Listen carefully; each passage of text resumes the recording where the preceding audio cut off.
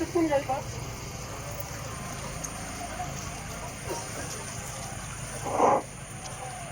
आम्हाला आहे मग ते साईड पट्टीवर आंदोलन केल्यासारखं होतं. तुम्ही भाषण द्या, नाही तर तुमचे भाषण होऊ द्या सगळं रोडवर.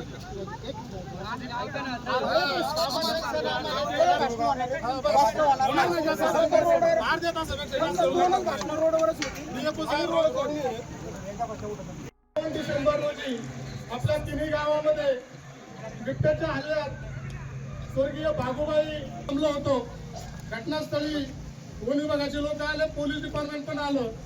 त्यांना आपण विनंती केली की साहेब आम्ही वन विभागाला गेली 5-6 वर्ष घेतली नाही, पिंजरे लावले